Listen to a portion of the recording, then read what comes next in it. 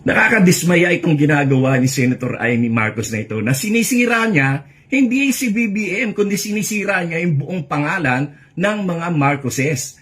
Napakatagal ng panahon, more than 30 years, no? 36 years na niyuyurakan, sinisipa, dinadaganan, tinatadyakan ang kanilang pangalan sa paninira. Na ngayon na ang mga Pilipino ay nagising sa katotohanan na lahat ng paninira ay isinantabi nila at kanilang ibinoto si Pangulong Bongbong Marcos para maituwid ang kasaysayan at upang gumanda ang takbo ng Pilipinas at makabawi tayo sa lahat ng mga pangyayaring mga lumugmok sa ating bansa. Ngayon ay sinisira niya. Sinasabi pa niya na nag-drug user daw si BBM at yung kaya pinakasalan ni Lisa ay upang maging matuwid ang kanyang buhay. Napakalaking kalokohan yan. Huwag nating maliitin ang pagmamahal ni First Lady Lisa Araneta Marcos kay Pangulong Bongbong Marcos sapagkat noong panahon na yon ay dapang-dapa sila.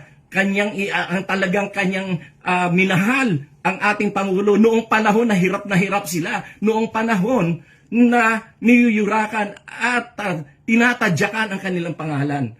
At noong panahon na yon ay wala sa posisyon si Pangulong Bongbong Marcos. Noong pinakasalan siya, nilalait pa niya, panlalait pa yung ginagawa ni Senator Amy Marcos. Nasaan naman ang kanyang utak? Sana napunta ang utak mo, Amy?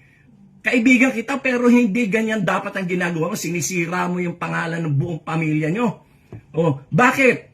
Kasi meron ka nahuhulinigan na yung iyong badman dyan sa DPWH ay malapit na raw kumanta sa aking pagkakaalam sa mga media circle ay malapit na kumanta yung iyong bagman dyan sa Ilocos, yung mga DPWH projects na yan.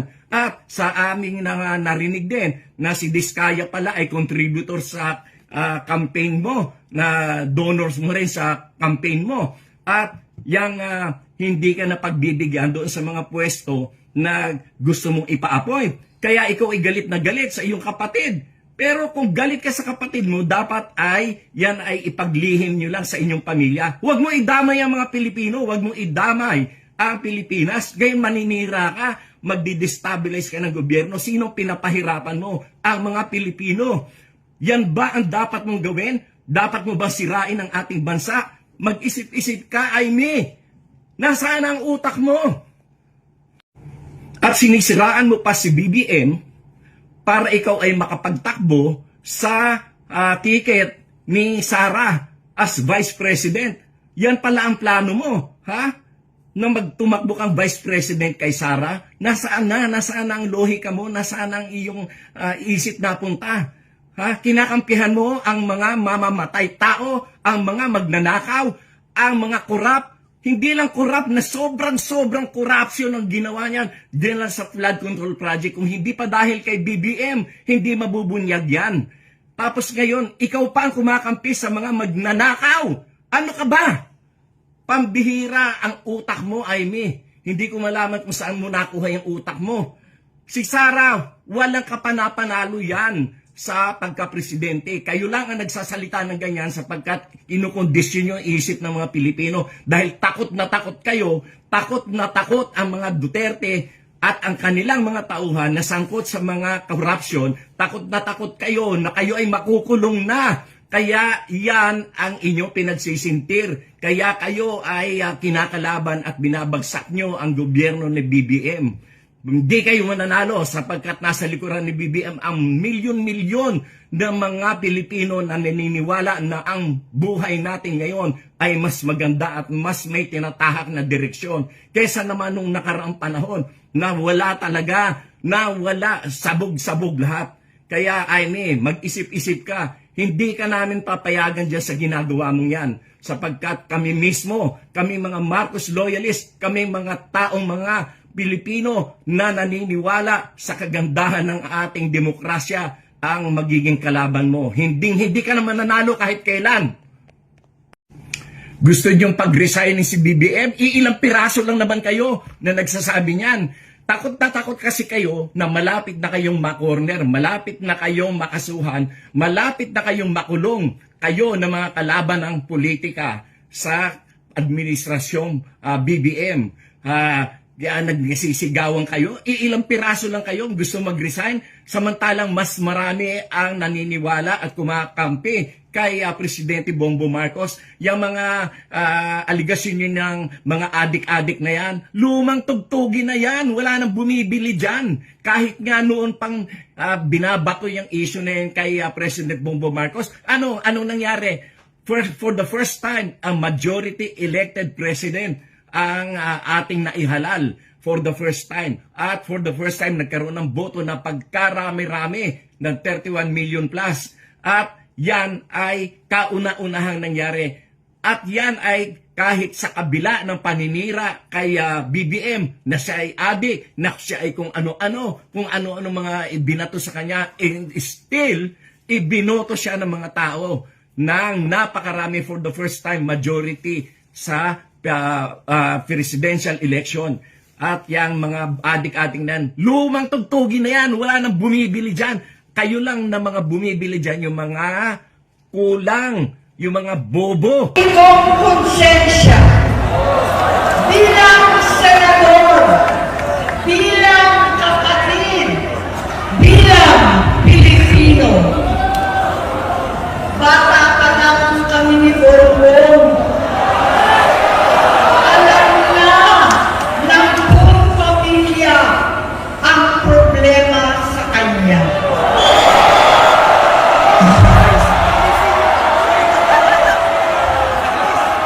Sa totoo lang, mababasa na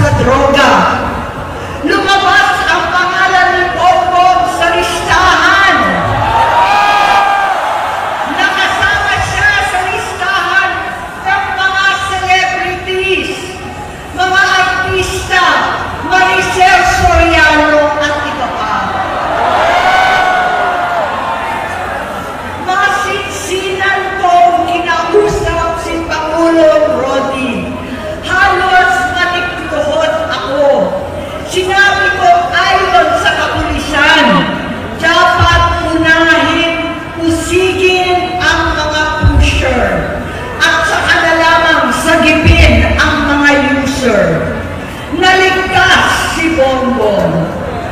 Labis ang takot ko at pag-aalala.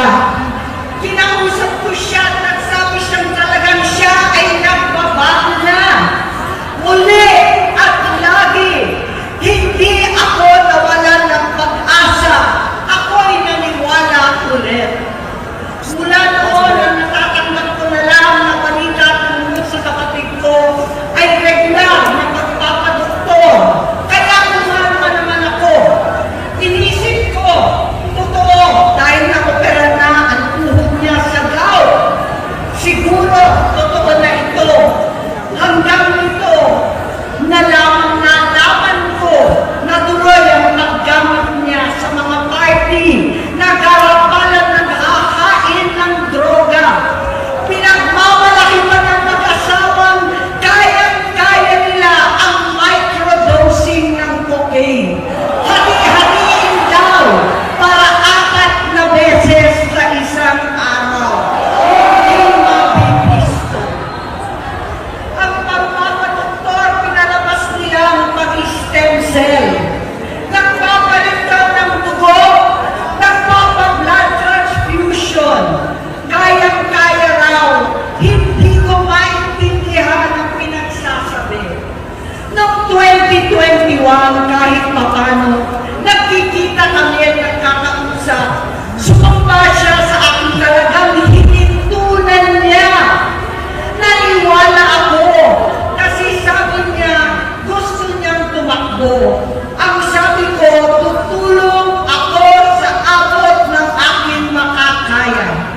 Ipinakilala ko si Bongbong kay Inday.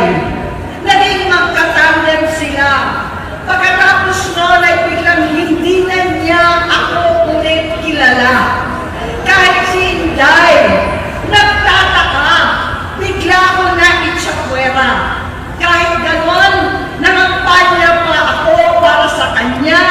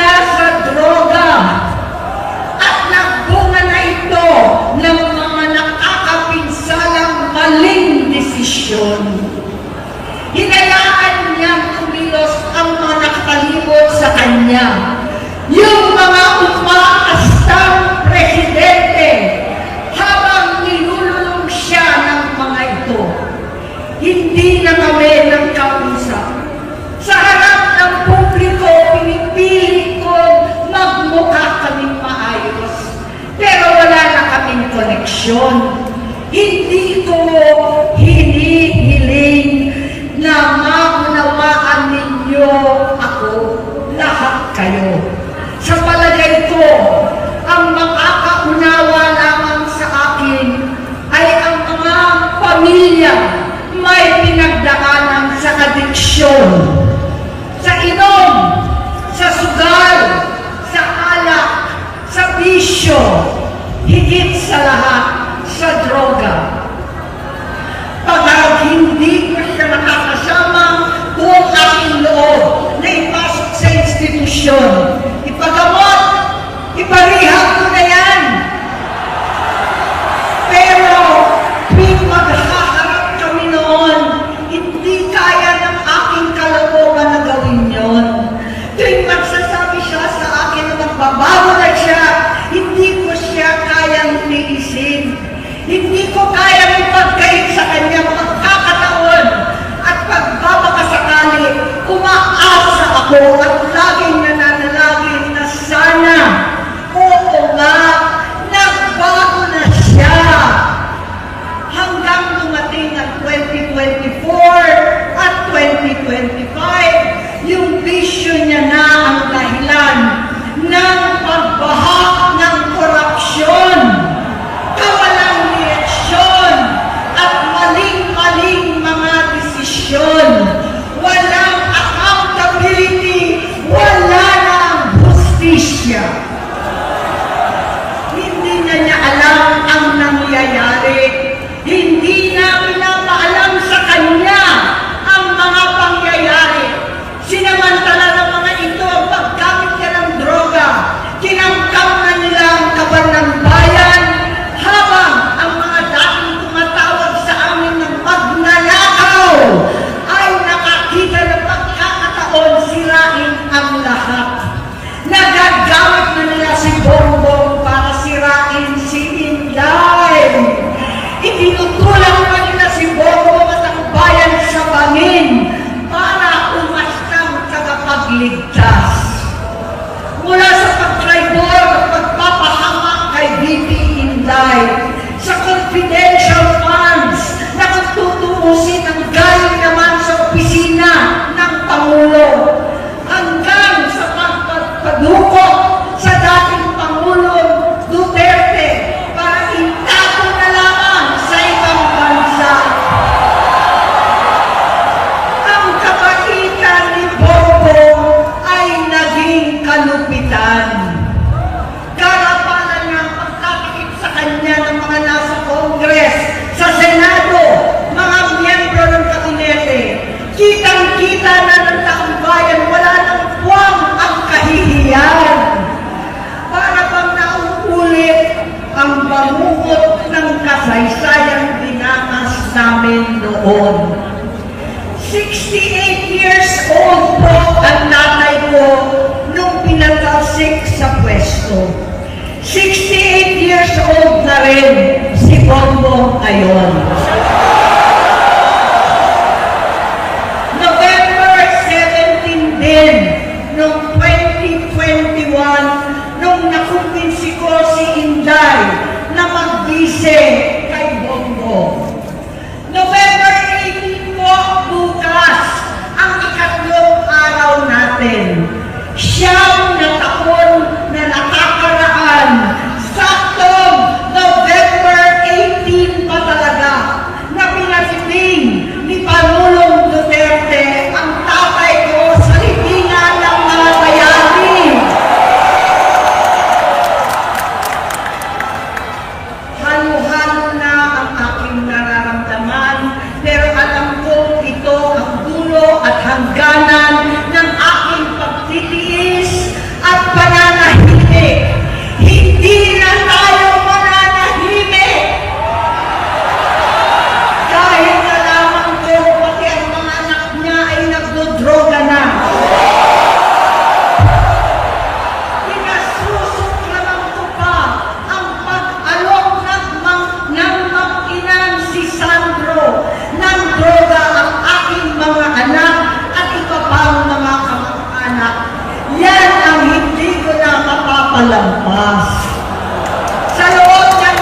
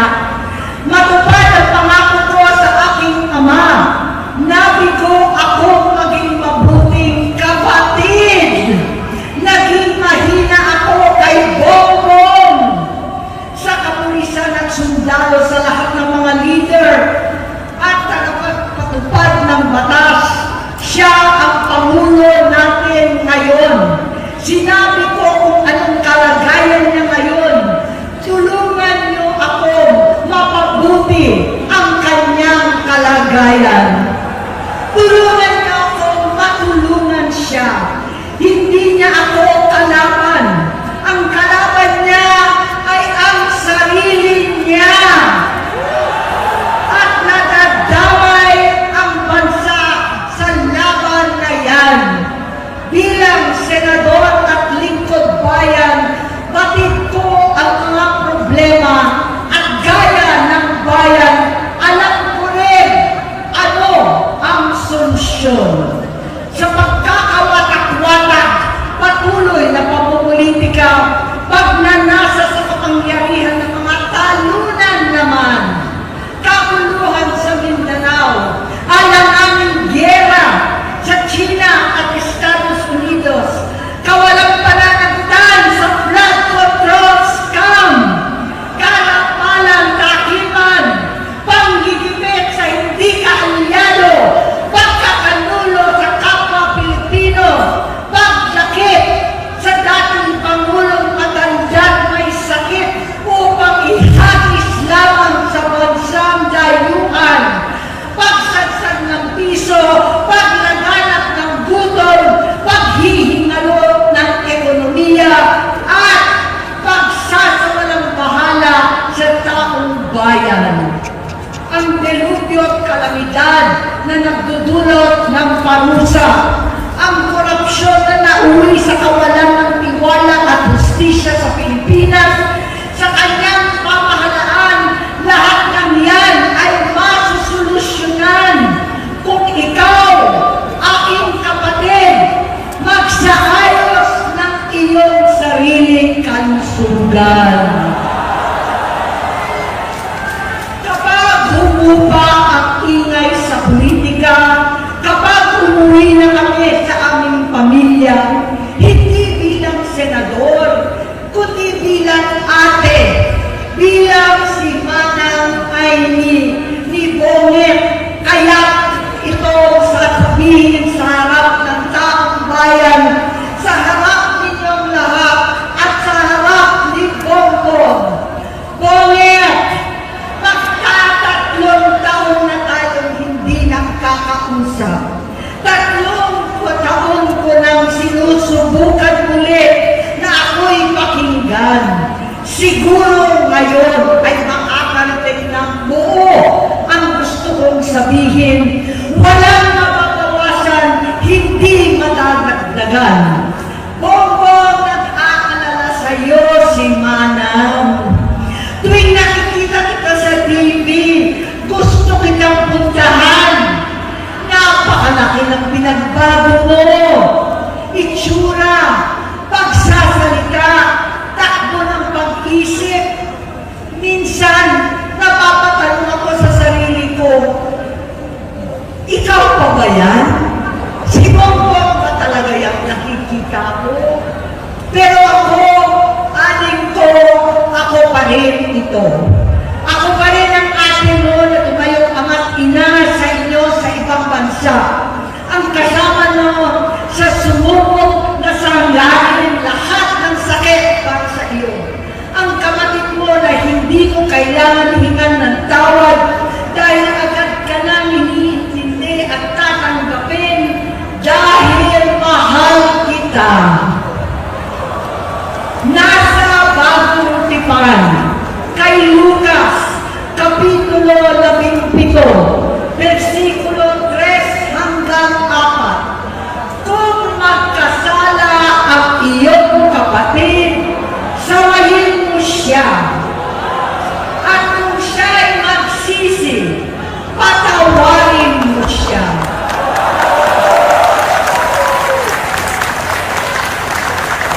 Tama na, adik ko. Tapusin mo na ang paghihirap mo at ng bayan. Gaya nung umalis tayo sa palasyo, kaya mo pa rin hawakan ang iyong kamay, huwag kang matakot. Malaki na ang dulot sa iyo ng droga. Sinisisi ko ang sarili ko dahil hindi ako nakinig sa mga sumbong. Hindi ako nakialam. Hindi ako maniwala. Pero hindi pa huli ang lahat. Tama na, ading ko. Magpahinga na tayo. Umuwi na tayo. Magpagamot,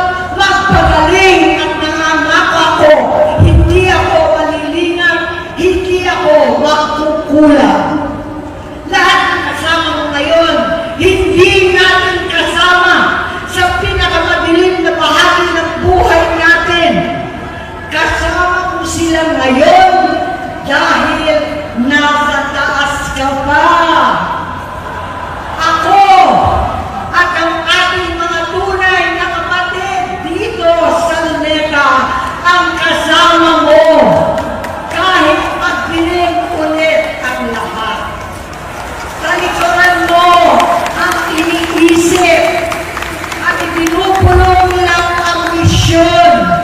Unahin na natin ang kalusugan mo.